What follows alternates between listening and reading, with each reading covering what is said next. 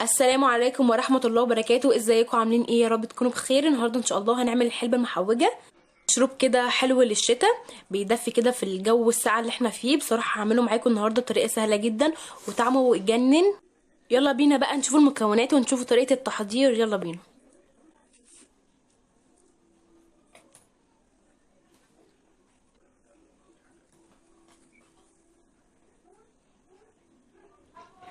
اول حاجه هنا حطوها كده على النار. عندي حله حطوها كده على النار، واحط هنا 5 معالق من الزبده. اهم حاجه تكون زبده او سمنه فلاحي. حط كده 5 معالق، ما تغيريش 2 من دول. عشان اعمل كده اللي متوفر عندك تقدري تحطيه من السمنه او الزبده. بسيحها كده على النار كويس. خلاص كده الزبده ساحت معايا.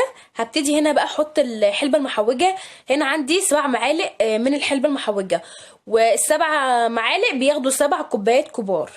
ببتدي ان انا احمصها كده كويس جدا في الزبده لغايه كده ما ريحتها تطلع، وكمان السمسم يتحمص معايا كويس. اهو بحمص كده الحلبه كويس بالشكل ده.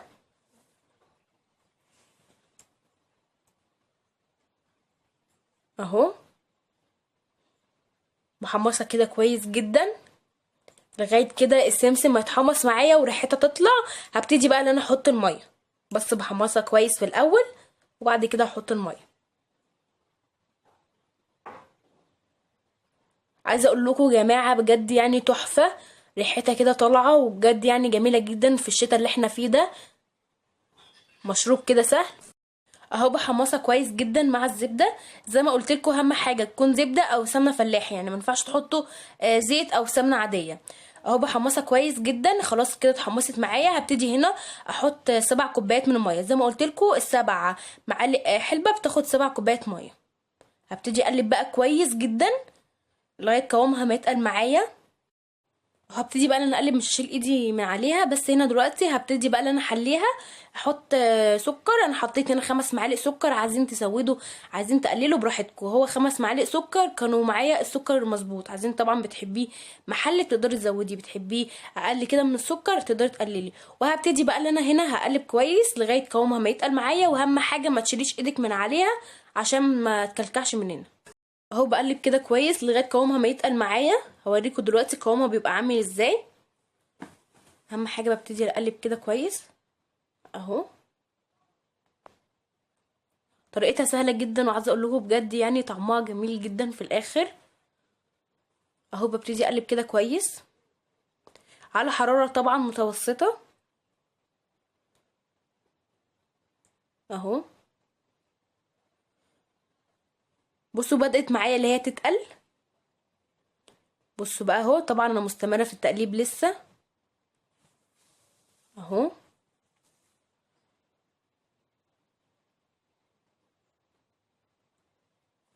بصوا بقى خلاص كده اتقلت معايا. انا حباها تكون بالقوام ده. عايزين طبعا تسيبوها تتقل اكتر براحتكم تماما. هنا بقى هبتدي بقى انا هنا اصبها في كوبايات. اهو بصبها في كوبايات كده. عايزه اقول لكم بجد ريحتها جميله جدا وطعمها جميل جدا. عملتها النهارده معاكم بطريقه سهله جدا. اهو بصبها كده في كوبايات. اصب كوبايه تانية. اهو